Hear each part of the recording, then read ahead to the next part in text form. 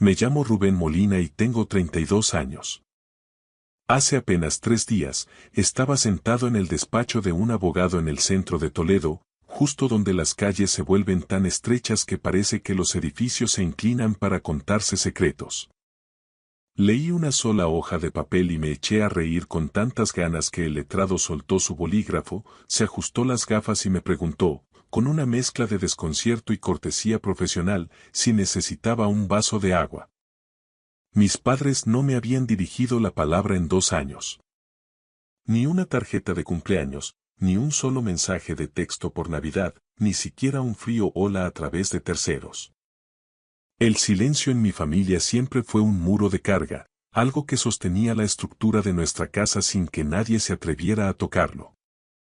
Entonces, su abogado me envió un documento, una sola página encabezada por un sello oficial. Necesitaban mi firma para vender la casa de campo de mi abuelo, situada cerca de los montes de Toledo, junto al embalse de Guajarás. Era el único lugar en el mundo que alguna vez sentí como un hogar de verdad, donde el olor a jara y encina borraba el aire viciado de las apariencias. Se suponía que ese documento me quitaría algo, que me borraría del mapa familiar definitivamente. En cambio, me entregó lo único que mi familia nunca me dio. La prueba de que alguien, en algún momento, creía que yo valía la pena ser protegido. Pero antes de contaros lo que ponía en esa carta, permitidme llevaros al principio, a la cena de Nochebuena que lo terminó todo.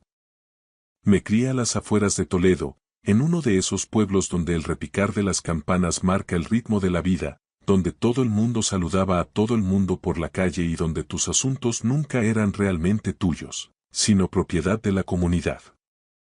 Mi padre, Gerardo Molina, dirigía la sucursal local de un banco importante. Era un hombre respetado, de apretón de manos firme y mirada evaluadora, que siempre llevaba la camisa perfectamente almidonada para ir a la misa mayor de los domingos. Mi madre, Diana, era el alma de la parroquia. Organizaba el grupo de lectura, las tómbolas benéficas de las fiestas patronales y se aseguraba de que el altar siempre tuviera flores frescas. Juntos, parecían el tipo de padres que verías en un marco de fotos de una tienda de decoración elegante en la calle Comercio. Impecables, estáticos y reales. Y luego estaba Lucía, mi hermana pequeña, 3 años menor y, de alguna manera, siempre 3 pasos por delante a ojos de mis padres. Lucía tuvo clases particulares de piano y conservatorio. A mí me decían quizás el año que viene, Rubén, ahora no viene bien. Para su 18º cumpleaños, Lucía recibió el pago de la autoescuela y un coche de segunda mano, pequeño pero brillante.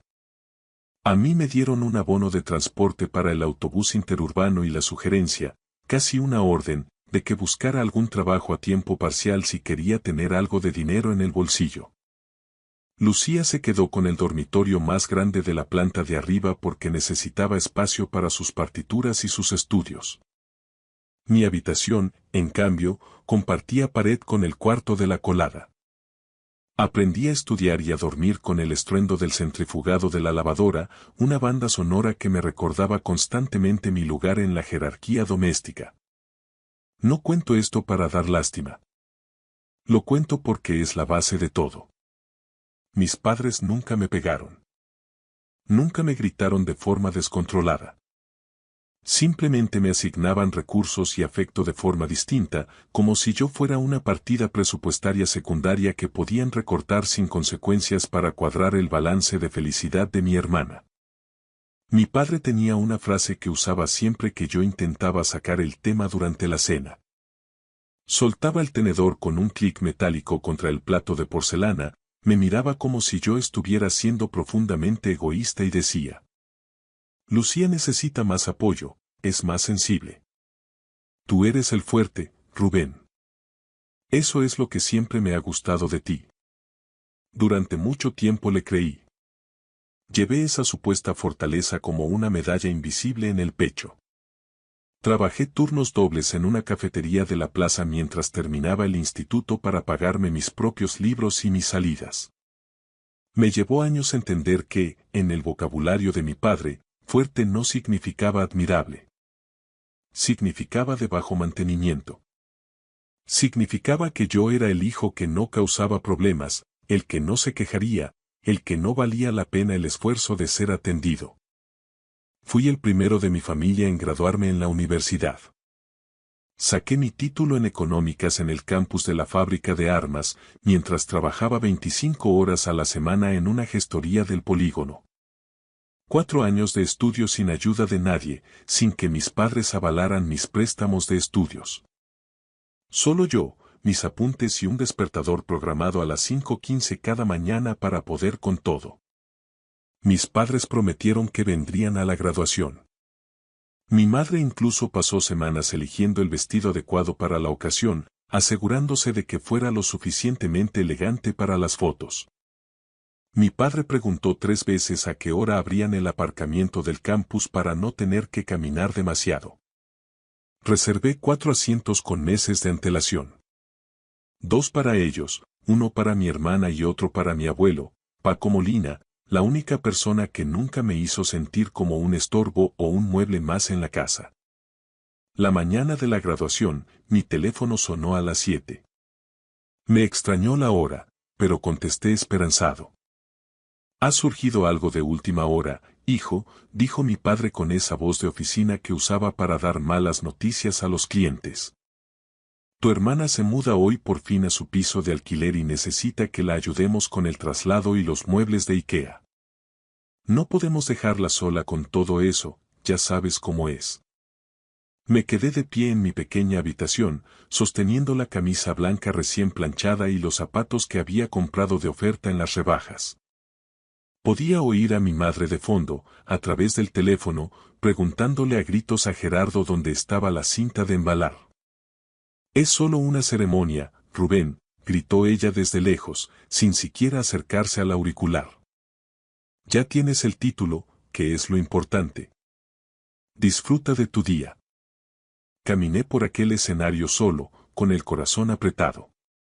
Me senté en una fila de familias extrañas, escuchando los vítores y aplausos que otros recibían de sus padres. Al final, me hice mi propia foto usando el temporizador del móvil, apoyado precariamente en un banco del jardín. Esa misma tarde, mi teléfono volvió a sonar. Esta vez era el abuelo Paco. «Estoy muy orgulloso de ti, Rubén», dijo.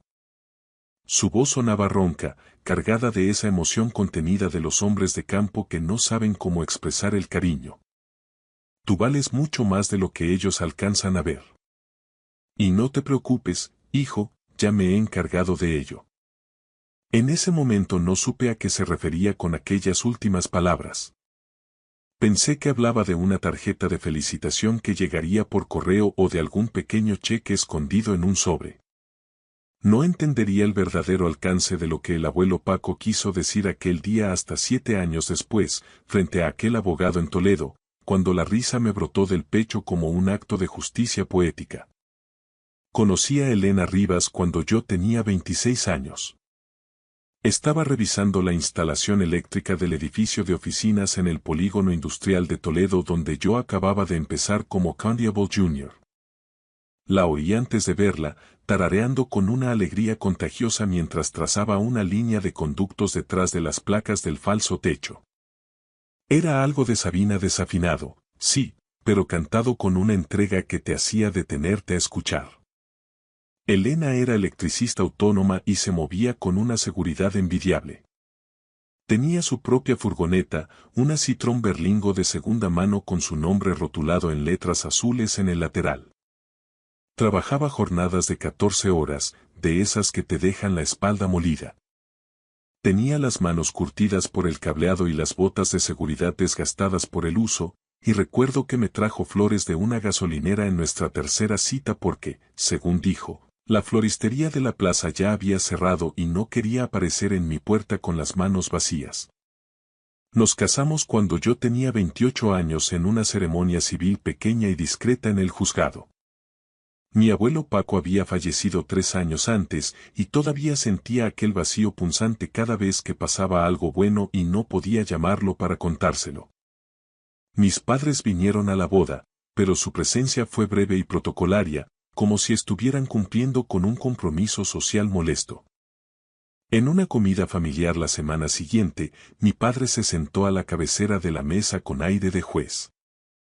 Miró a Elena por encima del plato de pollo asado y soltó, con esa calma gélida que te hace dudar de si realmente has oído bien. Sinceramente, Rubén, pensé que aspirarías a algo más. Una electricista. Es bajar de nivel, hijo. Mi madre apretó los labios en un gesto de aprobación silenciosa mientras Lucía no levantaba la vista de su móvil. Elena, que tiene una dignidad de acero, ni se inmutó. Sin embargo, en el coche de vuelta, mientras las luces de la carretera pasaban como ráfagas, ella miró al frente y sentenció. No necesito que tu padre respete mi trabajo, pero necesito que aprenda a respetarte a ti. Quise cortar el contacto en ese mismo instante. Estuve a punto de hacerlo, pero el abuelo solo llevaba 3 años muerto y algo en mí seguía resistiendo, una creencia terca y casi infantil de que él querría que siguiera intentándolo, que siguiera siendo el fuerte del que tanto hablaba mi padre. Así que aguanté un poco más. El final definitivo llegó en Navidad. Éramos 15 personas apretujadas en el salón de mis padres. Tíos, primos de Madrid y vecinos de toda la vida. Era el tipo de reunión donde alguien siempre está rellenando las copas de vino de la mancha y nadie nota cuando la música de fondo cambia de villancicos a pop. Lucía me llevó aparte, a la cocina, aprovechando el ruido de las risas. Me soltó que necesitaba 5.000 euros de inmediato. Era la tercera vez que me pedía dinero. Los 2 primeros préstamos, término que ella usaba con ligereza, seguían sin ser devueltos. Dijo que era para comprar stock para una boutique de ropa que planeaba abrir en una calle peatonal. Le dije que no, con toda la educación del mundo pero con una claridad meridiana. Regresó al salón con los ojos llorosos y el labio inferior temblando, una actuación digna de premio. Mi padre se levantó de su sillón como si tuviera un resorte bajo el asiento. ¿Qué clase de hermano se niega a ayudar a su propia familia en un momento así? Bramó lo bastante alto como para que la conversación en toda la habitación muriera de golpe. Mi tía Adela se quedó paralizada con la jarra de ponche a medio servir. Mi prima Raquel me miró con los ojos muy abiertos, asustada por la tensión. Has cambiado mucho, Rubén, sentenció Gerardo. Y te aseguro que no ha sido para mejor. Fue entonces cuando mi madre se inclinó hacia mi tía Paqui y, en un tono de falsa confidencia pero proyectando la voz para que todos escucháramos, soltó el golpe de gracia. Está así desde que se casó con esa mujer. Sinceramente, creo que ha perdido el norte por completo, está muy inestable. Debería empezar a ver a un profesional antes de que sea tarde. La habitación se sumió en un silencio espeso. 15 personas y ni una sola abrió la boca para defenderme. Me quedé allí, en el centro de aquel salón decorado con exceso, y sentí algo que no experimentaba desde el día de mi graduación. Me sentí invisible, rodeado de mi propia sangre y, sin embargo, completamente solo. Sin decir una palabra más, me puse el abrigo, besé al bebé de mi prima Raquel en la frente y salí de esa casa por última vez. El silencio que siguió fue extraño. Uno pensaría que la ausencia de conflictos trae paz inmediata, pero el silencio no está vacío, a menudo se rellena con las mentiras de los que se quedan. A las pocas semanas, mis padres ya habían construido una narrativa oficial que difundían sin descanso. Gerardo llamaba a los parientes lejanos y mi madre acorralaba a sus amigas a la salida de misa en la parroquia. El relato era sencillo. Rubén es un fracasado agresivo que no sabe gestionar su vida, y Elena lo tiene aislado de los suyos. Mi primo Raquel me llamó en enero, preocupada. Tu madre me ha dicho que estás yendo a terapia porque tuviste un brote violento en Navidad. ¿Estás bien, primo? Yo nunca había pisado la consulta de un psicólogo en mi vida, pero mi madre se lo inventó para justificar mi ausencia y desprestigiarme ante los que confiaban en ella. Fue a peor. Gerardo incluso llamó a mi antiguo jefe de la gestoría para interesarse por mi estado mental. En una ciudad pequeña como Toledo, una llamada así no es preocupación, es una granada de mano lanzada contra tu reputación profesional. Utilizó el lenguaje de la salud mental como un arma arrojadiza solo porque me negué a financiar los caprichos de Lucía. Poco a poco, las llamadas del resto de la familia cesaron. El círculo se cerró en torno a Gerardo y Diana, y yo me quedé definitivamente fuera. Para la primavera, solo Raquel mantenía el contacto. Elena y yo decidimos mudarnos a un pueblo a 45 minutos hacia el este, en la zona de la Sagra. Estábamos lo suficientemente cerca de la capital para volver si hacía falta, pero lo bastante lejos como para no tener que cruzarnos con mi padre en la ferretería un sábado por la mañana. Me ascendieron a Candiabo Senior en una firma donde nadie conocía mi apellido, y el negocio de Elena prosperó. Contrató a varios oficiales y compramos una casa pequeña con porche y un jardín que ella misma cuida. Era una vida tranquila, una buena vida, lejos de la sombra de los Molina. Pasé por delante de la casa de campo una vez, la vieja finca del abuelo Paco en la carretera que bordea el embalse, cerca de la zona de Gálvez.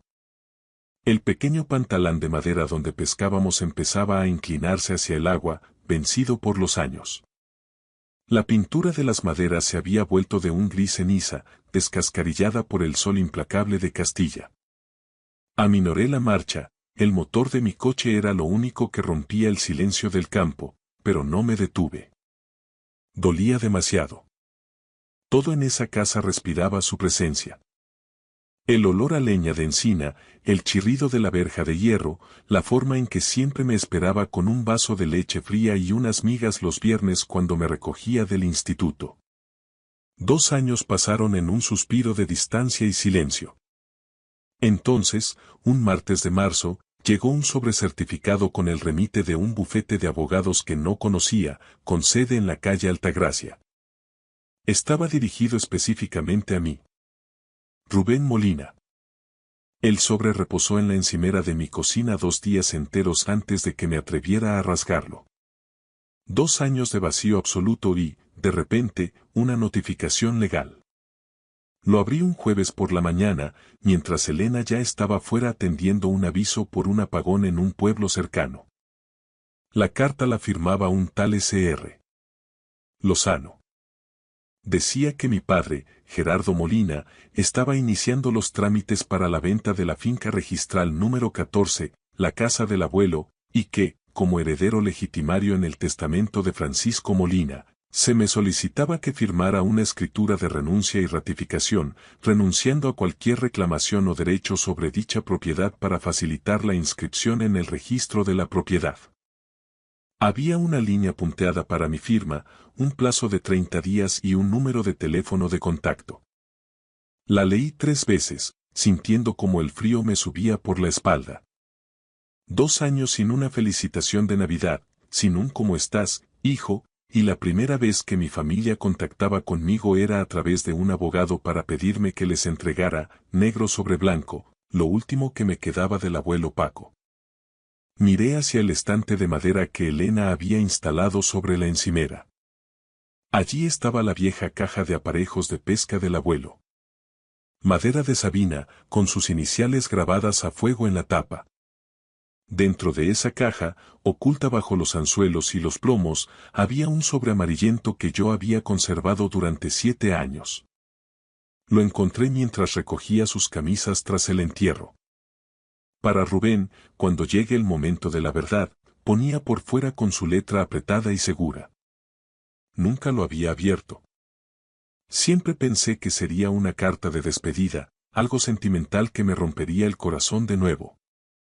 Esa noche, bajo la luz de la cocina, abrí el sobre del abuelo Paco. Mis manos temblaron hasta que rompí el lacre. Dentro había 2 documentos. El primero era un acta notarial de gran gramaje, sellada y timbrada. El encabezado rezaba: escritura de donación con reserva de usufructo y poder irrevocable. La propiedad de la casa de campo había sido donada a mi nombre 7 años atrás, antes de que él enfermara. El administrador de este proceso era el S.R. Callao, el notario de toda la vida del abuelo y su amigo más fiel.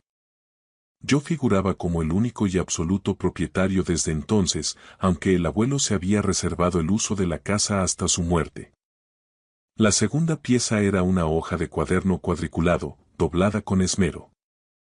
Su letra era inclinada y decidida. Rubén, conozco a tu padre mejor que nadie. Sé que tiene buena intención, pero su orgullo le impide ver la realidad cuando se trata de tu hermana Lucía. Ella siempre será el pozo sin fondo y tú serás el que pague las facturas. Esta casa es tuya, hijo. Siempre lo fue en mi corazón y ahora lo es en el papel. No dejes que el apellido Molina te arrebate lo que te pertenece por derecho. Tu abuelo, Paco. Me senté en el suelo de la cocina y lloré. No fue un llanto de tristeza, sino de alivio, el tipo de llanto que vuelve a encajar las piezas de un hombre roto. Él lo sabía. Antes de aquella fatídica cena de Navidad, antes incluso de que yo conociera a Elena, el abuelo lo previó todo. Y no solo sintió lástima por mí, se movió, fue al notario en silencio y construyó una muralla legal para protegerme. A la mañana siguiente llamé al Sr. Callao. La donación es plenamente válida y firme, Rubén, me confirmó con voz pausada. Se inscribió correctamente en su día y el nombre de tu padre no aparece en el tracto sucesorio de esa finca. Él cree que es suya porque se incluyó por error en el inventario de la herencia, pero legalmente esa casa nunca formó parte de la masa hereditaria porque ya era tuya. Me había visto. El abuelo siempre me había visto. Llamé al despacho del Sr. Lozano esa misma tarde. Llama para confirmar que enviará el documento firmado, preguntó la secretaria con tono ejecutivo. Me gustaría ir en persona mañana mismo, respondí con una calma que no sabía que poseía. Tengo algunas dudas legales que resolver antes de estampar mi firma. Pasé los siguientes 5 días preparándome como un auditor que se enfrenta a un fraude multimillonario. Documentos en orden, copias compulsadas, fechas verificadas. Leí la escritura de donación tantas veces que casi podía recitarla de memoria. Confirmé lo que Callao me había dicho. Gerardo nunca fue el dueño, simplemente dio por hecho que, como hijo primogénito y administrador de los bienes, la finca le pertenecía. Nadie le llevó la contraria porque la única persona que conocía el secreto era el abuelo Paco, y él se llevó el silencio a la tumba, confiando en que yo sabría cuándo hablar. La noche antes de la reunión, mi prima Raquel me llamó, nerviosa. Rubén, tengo que contarte algo que he oído en casa de tus tíos. Tu padre está desesperado. Está llamando a media familia buscando apoyos. Al parecer, la boutique de Lucía está en la quiebra técnica. Pidió varios créditos comerciales de riesgo y tu padre, haciendo uso de su posición en el banco, avaló personalmente cada uno de ellos. Dejé que esa información calara en mi mente mientras miraba por la ventana. Raquel continuó. Hace 8 meses, tu padre rehipotecó su propia casa para inyectar liquidez en el negocio de Lucía. Ahora la tienda se hunde definitivamente, los préstamos han vencido y el banco va a ejecutar las garantías personales de tu padre. Debe unos 180.000 euros y no tiene liquidez para cubrirlos. Mi padre, el banquero infalible, el hombre que despreció a Elena por ser una simple electricista, había dilapidado sus ahorros, su jubilación y la seguridad de su propia vivienda por los caprichos empresariales de su hija predilecta. Ha encontrado un comprador para la finca del abuelo por 320.000 euros, añadió Raquel con un hilo de voz. Es su única tabla de salvación. Con eso paga la deuda y mantiene a flote a Lucía unos meses más. Y lo único que le separa de ese dinero es tu firma en el documento de renuncia. Rubén. Le ha jurado a todo el mundo que firmarás sin rechistar. Dice que tú, con tu vida, modesta, no tienes ningún interés en esa vieja casa de todos modos. Llegó el viernes. Metí la carpeta con la escritura de donación y el acta notarial en mi maletín de cuero y conduje los 45 minutos de vuelta hacia Toledo, al mundo que había dejado atrás. El trayecto era pura memoria muscular, mis manos conocían cada curva de la carretera. Pasé por delante de la gasolinera de Cepsa donde el abuelo me compraba helados de postre. Pasé por el colegio donde una vez gané aquel premio de redacción y nadie de mi familia estaba entre el público porque Lucía tenía una exhibición de gimnasia rítmica esa misma tarde. No volvía para pelear, ni por revancha ciega. Volvía para terminar lo que el abuelo Paco empezó en silencio 7 años atrás. El despacho del S.R.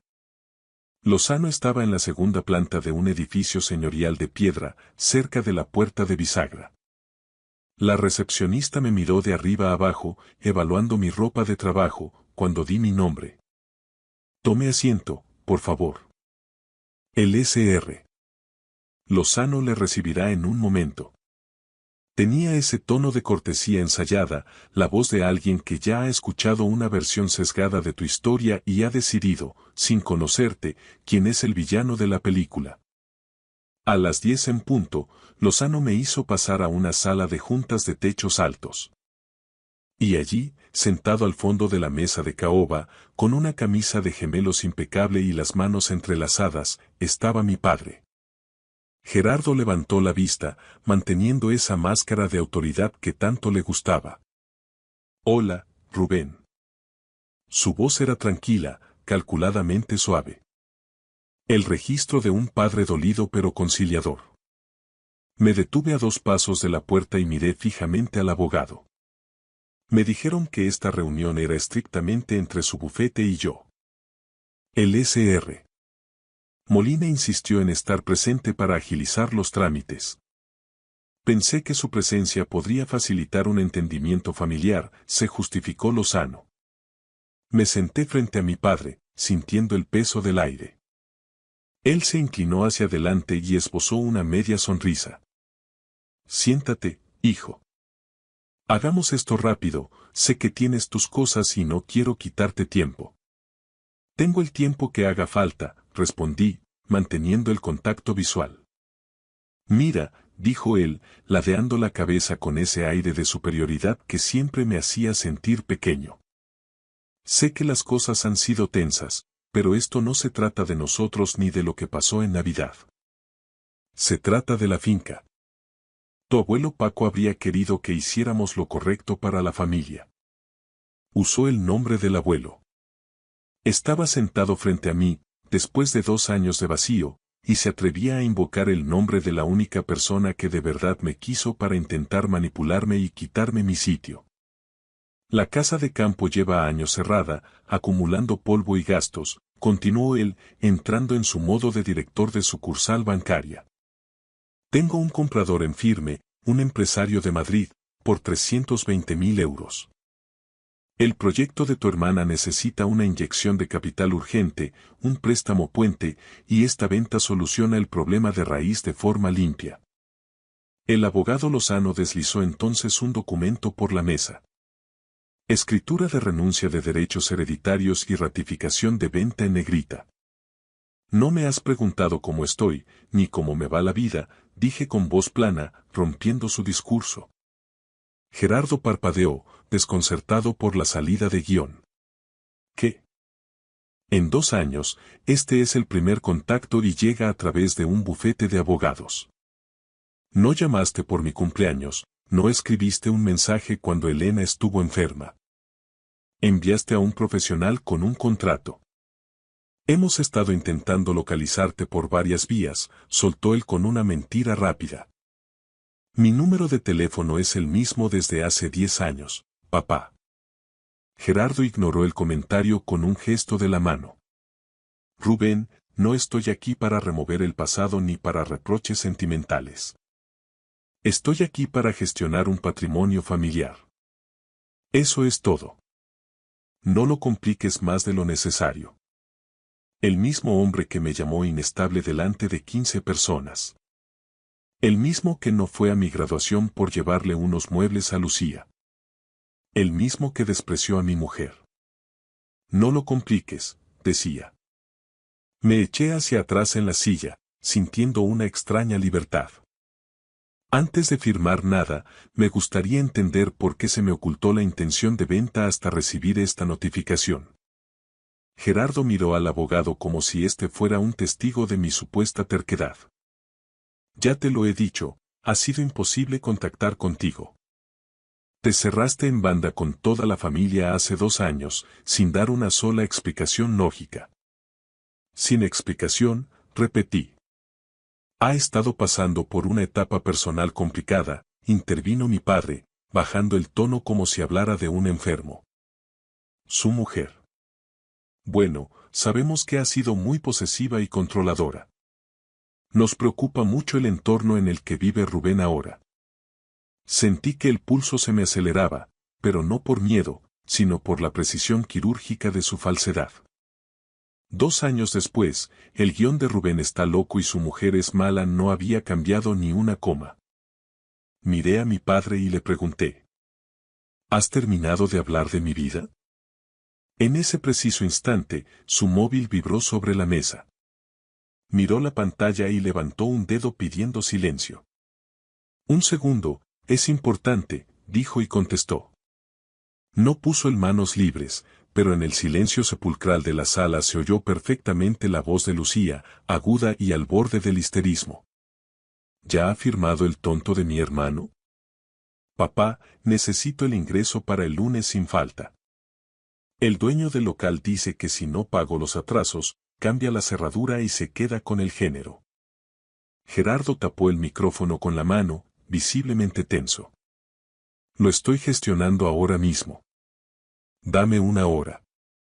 Pero Lucía seguía gritando. Dile que es por el bien de la familia, que mamá está disgustada. Siempre cede cuando le tocas la fibra con eso.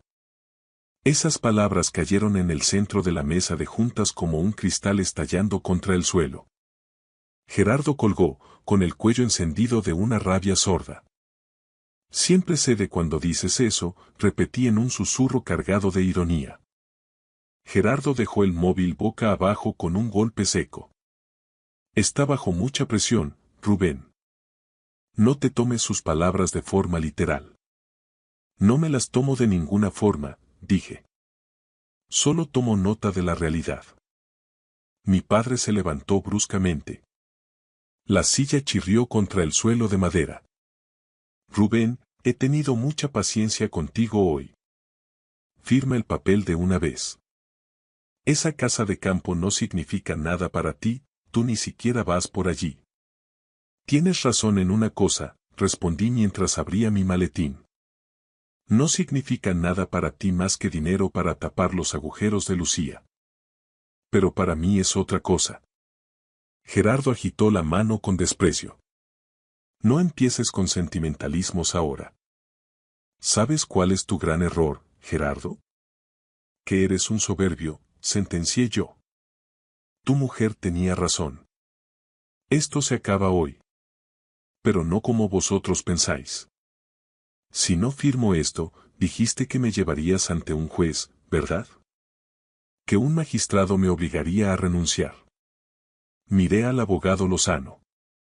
¿Es eso legalmente posible en este caso? El abogado se removió incómodo en su asiento, oliéndose el cambio de marea. Bueno, hay procedimientos de división de cosa común, pero no nos adelantemos a los acontecimientos. De acuerdo, dije.